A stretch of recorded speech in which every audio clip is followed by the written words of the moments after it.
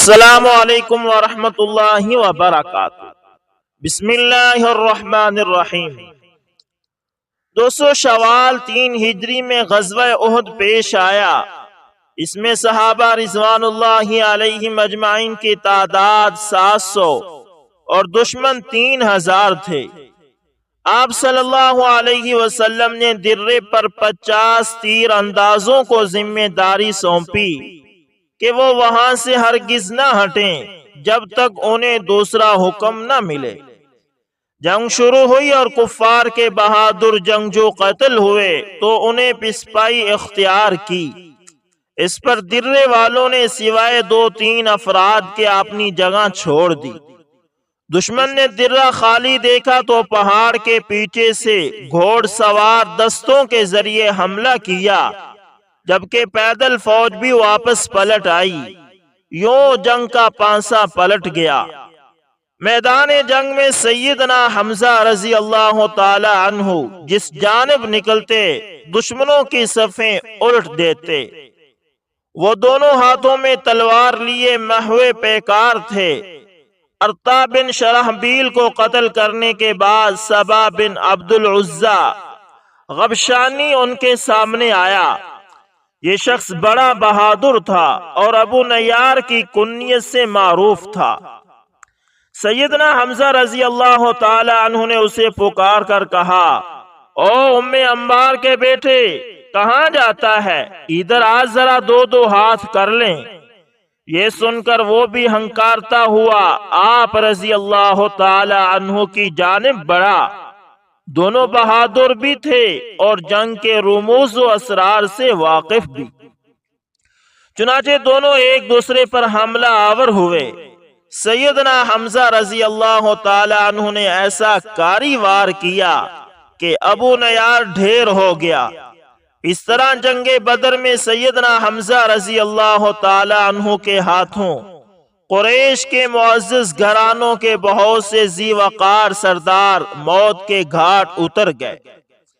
مکہ سے چلتے ہوئے جبیر بن مطعم نے اپنے حبشی غلام وحشی بن حرب سے مخاطب ہو کر کہا، تم اگر جنگ میں حمزہ بن عبد المطلب رضی اللہ تعالی عنہ کو قتل کر دو تو تمہیں آزاد کر دیا جائے گا۔ جبیر بن مطعم کا چاچا طعیمہ بن عدی جنگ بدر میں حمزہ رضی اللہ تعالی عنہ کے ہاتھوں قتل ہوا تھا۔ وحشی کو اس کے آقا کے علاوہ قریش کے بہت سے دیگر سرداروں نے بھی انعام کا لالچ دیا تھا۔ خاص طور پر سالار لشکر ابو سفیان کی بیوی ہندہ بنت عتبہ نے وحشی کو یہ کارنامہ سر انجام دینے کی ترغیب دلائی تھی۔ مکہ سے چلنے کے وقت سے لے کر حمزہ رضی اللہ تعالی عنہ کی شہادت تک جب بھی ہندہ کو وحشی نظر آتا اس سے کہتی، اے وحشی، تو ہمارا سینہ ٹھنڈا کر، ہم تیرا دل خوش کر دیں گے۔ وحشی سیدنا حمزہ رضی اللہ تعالی عنہ کے مقابلے پر آنے کی جرت نہیں کر سکتا تھا، مگر اس کے پاس ایک ایسا فن تھا جس پر اعتماد کرتے ہوئے اس نے حمزہ رضی اللہ تعالی عنہ کو قتل کرنے کی حامی بھر لی۔ وہ دور سے نشانہ باندھ کر اس مہارت سے نیزہ یا خنجر پھینکتا تھا کہ اس کا نشانہ کم ہی خطا ہوتا تھا۔ سیدنا حمزہ رضی اللہ تعالی عنہ زرہ نہیں پہنتے تھے۔ سبا بن عبد العزا کو قتل کرنے کے بعد ان کا پاؤں مبارک پھسلا اور حمزہ رضی اللہ تعالی عنہ گر گئے۔ اٹھنے لگے تو پتھر کی اوٹ سے وحشی نے نیزہ پھینکا جو آپ رضی اللہ تعالی عنہ کی ناف مبارک کے نیچے لگا اور جسم سے پار ہو گیا۔ انہوں نے اپنے قاتل کو دیکھ لیا، زخم کھا کر وہ لڑکھڑائے اور گر پڑے۔ اس کے باوجود ہمت کر کے اٹھے اور اپنے قاتل وحشی کی طرف بڑھنا چاہا، مگر پھر گر گئے اور شہید ہو گئے۔ سیدنا حمزہ رضی اللہ تعالی عنہ کی شہادت پر کفار نے بے پناہ خوشیاں منائی۔ ہندہ نے سیدنا حمزہ رضی اللہ تعالی عنہ کی لاش کا مسئلہ کیا، ناک اور کان کاٹ لیے، پیٹ چاک کر کے جگر اور کلیجہ نکال لیا۔ جگر کے ٹکڑے چبانا چاہے مگر نگل نہ سکی۔ ناک، کان اور دیگر اعضائے جسم کا ہار پرو کر گلے میں ڈال لیا۔ نبی اکرم صلی اللہ علیہ وسلم کا دل سخت غمگین تھا۔ اس موقع پر اللہ تعالی نے صبر کی تلقین بھی کی اور آپ صلی اللہ علیہ وسلم کے زخم پر مرہم بھی رکھا۔ سیدنا حمزہ رضی اللہ تعالی عنہ کی بہن صفیہ بنت عبد المطلب جنگ کی خبر سننے کے بعد مدینہ منورہ سے احد کی طرف روانہ ہوئی۔ جب نبی اکرم صلی اللہ علیہ وسلم کو پتہ چلا تو آپ صلی اللہ علیہ وسلم نے سیدہ صفیہ رضی اللہ تعالی عنہ کے بیٹے زبیر رضی اللہ تعالی عنہ کو حکم دیا کہ وہ انہیں میدان جنگ سے دور ہی روک لے اور مدینہ واپس لے جائیں، کیونکہ اگر وہ اپنے بھائی کی مسلح شدہ لاش کو دیکھیں گی تو صبر کا بندھن ٹوٹ جائے گا۔ جب ان کے بیٹے نے انہیں واپس جانے کے لیے کہا تو انہوں نے فرمایا، میں اپنے بھائی کے بارے میں ساری خبر سن چکی ہوں۔ میں جانتی ہوں کہ یہ اللہ کی راہ میں دی گئی قربانی ہے۔ میں جہلیت کے طور طریقوں سے متنفر ہوں۔ میں نہ بین کروں گی اور نہ گریبان پھاڑوں گی۔ چنانچہ آپ صلی اللہ علیہ وسلم نے انہیں میدان میں آنے کی اجازت دے دی۔ جب عزیز بھائی کے جسم کے ٹکڑے بکھرے ہوئے دیکھے تو آنکھوں سے اشکوں کا سیل رواں جاری ہو گیا، مگر زبان سے انا للہ و انا الیہ راجعون کے الفاظ ہی بار بار نکلے۔ پھر اللہ تعالیٰ سے التجا کی، اے اللہ، یہ قربانی تیری راہ میں دی گئی ہے، تو اسے قبول فرما لے۔ اس کے بعد صفیہ رضی اللہ تعالی عنہا آپ صلی اللہ علیہ وسلم کے حکم سے واپس مدینہ منورہ چلی گئی۔ سیدنا حمزہ رضی اللہ تعالی عنہ کے جسم کے ٹکڑوں کو جمع کیا گیا اور کفن پہنا کر جنازے کے لیے صفوں کے سامنے رکھ دیا گیا۔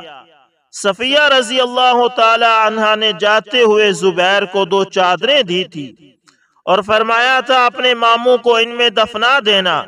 زبیر رضی اللہ تعالی عنہ نے دیکھا کہ ایک انصاری صحابی شہید ہو گئے تھے جن کے جسم پر معمولی کپڑے تھے۔ انہوں نے ایک چادر میں اپنے ماموں کو کفنا دیا اور دوسری چادر سے انصاری صحابی کو کفن پہنا دیا۔ آپ صلی اللہ علیہ وسلم کو چچا کی شہادت کا بڑا قلق تھا، اس لیے وحشی اشتیاری مجرم ہو گیا، اور جب مکہ فتح ہو گیا تو اس نے طائف میں پناہ لی۔ جب طائف کا وفد آپ صلی اللہ علیہ وسلم کے خدمت میں جانے لگا تو لوگوں نے وحشی سے کہا، تم بھی وفد کے ساتھ چلے جاؤ، کیونکہ رسول اللہ صلی اللہ علیہ وسلم سفراء کے ساتھ برا برتاؤ نہیں کرتے۔ لوگوں کے کہنے سے وحشی ساتھ ہو گیا اور مدینہ منورہ پہنچ کر دفعتاً کلمہ پڑھتے ہوئے رسول اکرم صلی اللہ علیہ وسلم کے سامنے آ گیا۔ حمزہ رضی اللہ تعالی عنہ رسول اللہ صلی اللہ علیہ وسلم کے بڑے ہی محبوب چاچا تھے۔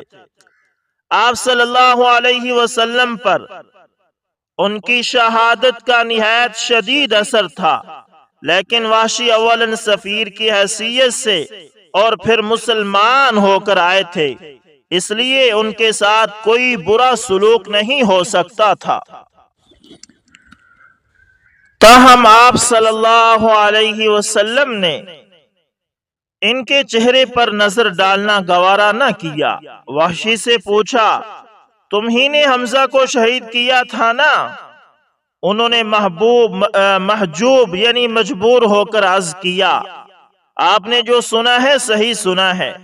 آپ صلی اللہ علیہ وسلم نے فرمایا، اگر ہو سکے تو تم اپنا چہرہ مجھے نہ دکھلاؤ۔ وحشی تعمیل ارشاد میں فوراً ہٹ گئے۔ حمزہ رضی اللہ تعالی عنہ کی شہادت کا جرم وحشی کے دل پر ایسا زخم تھا جو انہیں چین لینے نہیں دیتا تھا۔ اور وہ قبول اسلام کے بعد سے برابر اس کی تلافی کی کوشش میں لگے ہوئے تھے۔ خوش قسمتی سے بہت جلد ان کو اس کا موقع مل گیا۔ آپ صلی اللہ علیہ وسلم کی وفات کے بعد جب مشہور مدعی نبوت مسیلمہ کذاب کا فتنہ اٹھا تو وحشی نے کہا اب وقت ہے کہ میں مسیلمہ کو قتل کر کے حمزہ کے خون کا کفارہ ادا کر دوں۔ چنانچہ وہی نیزہ جس سے حمزہ رضی اللہ تعالیٰ عنہ کو شہید کیا تھا وہ لے کر مسیلمہ کے مقابلے میں جانے والی مہم کے ساتھ ہو گئے اور میدان جنگ میں پہنچ کر مسیلمہ کی طاق میں لگے رہے۔ وہ ایک دیوار کے سوراخ کے پار نظر آیا، انہوں نے نیزہ تان کر اس کے سینے پر ایسا وار کیا کہ نیزہ سینے کے پار ہو گیا۔ جو کچھ کمی رہ گئی اس کو ایک انصاری نے بڑھ کر پورا کر دیا۔ اس طرح وحشی نے اسلام کے بعد بڑا دشمن یعنی اسلام کے بڑے دشمن کا خاتمہ کر کے حمزہ رضی اللہ تعالی عنہ کے خون کا بہا ادا کر دیا۔ دوسری اسی طرح حضرت مقداد ابن الاسود رضی اللہ تعالی عنہ بھی ہیں۔ خاتم النبیین صلی اللہ علیہ وسلم کی یہ محبوب ہستی ہیں۔ صفہ کی عظیم قداور شخصیت اور جلیل القدر صحابی حضرت مقداد ابن الاسود رضی اللہ تعالی عنہ کا اصل نام مقداد بن عمرو ہے، لیکن زیادہ مشہور مقداد ابن الاسود کے نام سے ہیں۔ اس کی وجہ یہ ہے کہ آپ حضر موت کے علاقے میں رہ رہے تھے تو وہاں ایک شخص سے آپ کا جھگڑا ہوا تو آپ وہاں سے مکہ مکرمہ کی طرف چلے آئے۔ مکہ مکرمہ میں اسود بن عبد یغوث کے حلیف بن گئے اور اس نے آپ رضی اللہ تعالی عنہ کو اپنا منہ بولا بیٹا بنا لیا، اس لیے آپ کو مقداد ابن الاسود کہا جانے لگا۔ پھر جب سورۃ الاحزاب کی آیت نمبر 5 میں منہ بولے بیٹے کو ان کے اصل باپوں کے نام سے پکارنے کا حکم نازل ہوا تو آپ رضی اللہ تعالی عنہ کو مقداد بن عمرو کے نام سے پکارا جانے لگا۔ حضرت مقداد رضی اللہ تعالی عنہ تاریخ اسلام کی ایک عظیم قد و قامت والی شخصیت ہیں۔ آپ کی بیٹی حضرت کریمہ آپ رضی اللہ تعالی عنہ کا حلیہ مبارک بیان کرتے ہوئے فرماتی ہیں کہ میرے والد محترم حضرت مقداد کا قد مبارک لمبا اور رنگ گندمی تھا، پیٹ قدرے بڑا تھا، سر کے بال گھنے تھے۔ آپ اپنی داڑھی مبارک میں اکثر زرد رنگ لگایا کرتے تھے۔ آپ کی داڑھی مبارک بہت خوبصورت تھی، نہ تو وہ بہت زیادہ بڑی تھی اور نہ ہی چھوٹی۔ آپ کی آنکھیں سیاہ اور ابرو مبارک باریک تھے۔ آپ کا شمار السابقون الاولون میں ہوتا ہے۔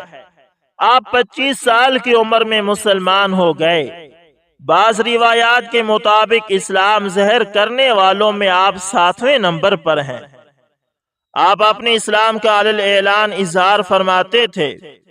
مکہ مکرمہ میں اگرچہ مسلمانوں کی تعداد بہت کم تھی، لیکن اس کے باوجود آپ مشرکین مکہ سے کبھی مرعوب نہ ہوئے۔ آپ کو 2 بار ہجرت کرنے کا شرف حاصل ہوا، ایک بار مکہ مکرمہ سے حبشہ کی طرف اور دوسری بار حبشہ سے مدینہ منورہ کی طرف۔ آپ بہت خوش قسمت انسان تھے۔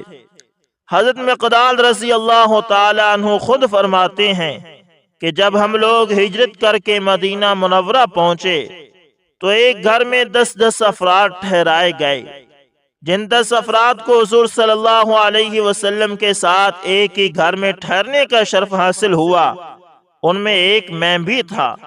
ہم سب لوگوں کے گزر بسر کے لیے ایک ہی بکری کا دودھ کافی ہو جایا کرتا تھا۔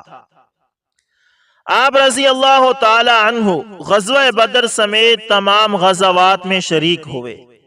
غزوہ بدر کے موقع پر آپ نے ایک ایسی منفرد اور تاریخی تقریر کی جس نے مسلمانوں کے دلوں میں جذبہ جہاد مزید اجاگر کر دیا۔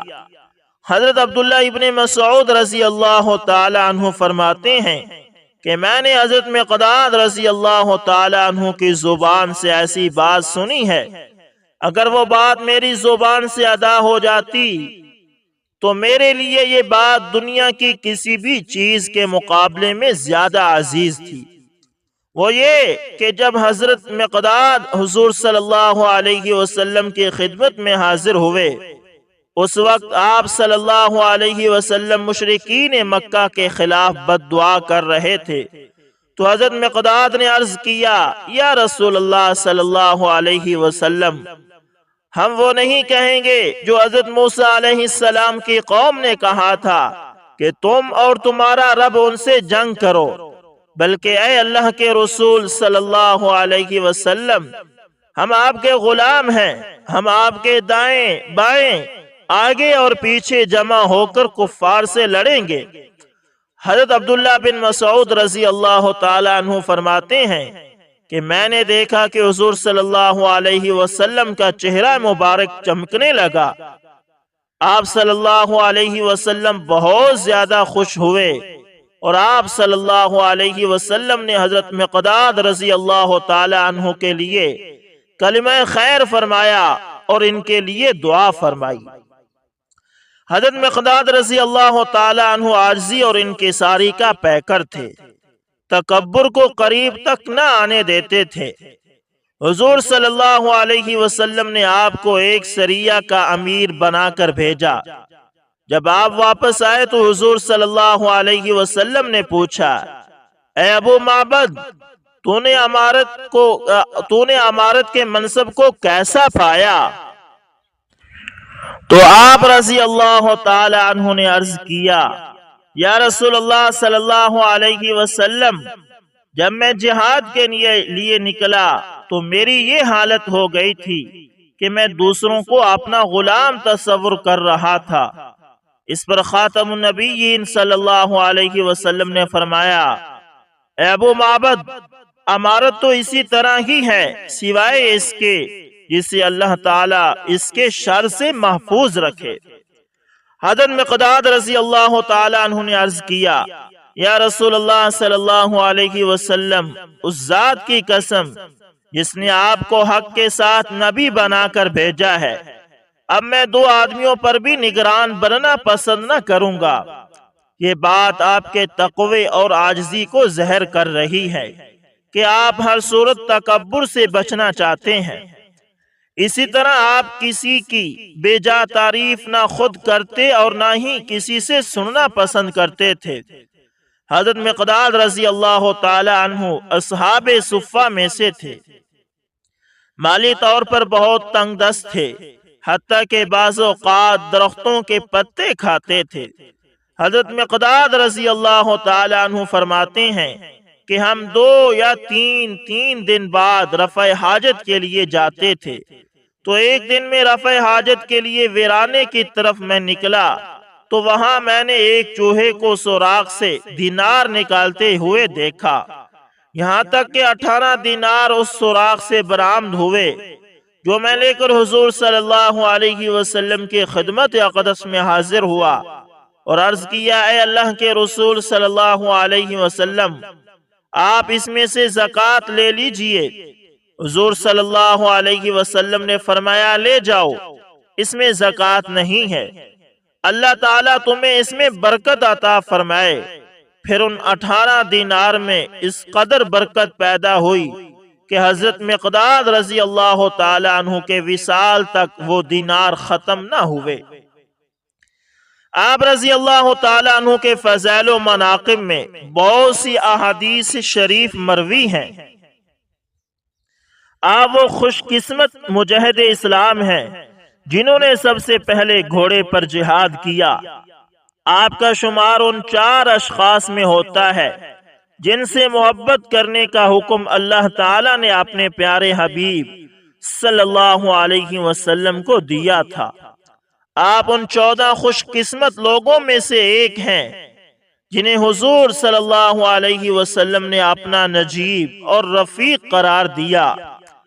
علامہ ابن کثیر کے مطابق آپ کو خادم رسول اللہ صلی اللہ علیہ وسلم ہونے کا بھی شرف حاصل ہے۔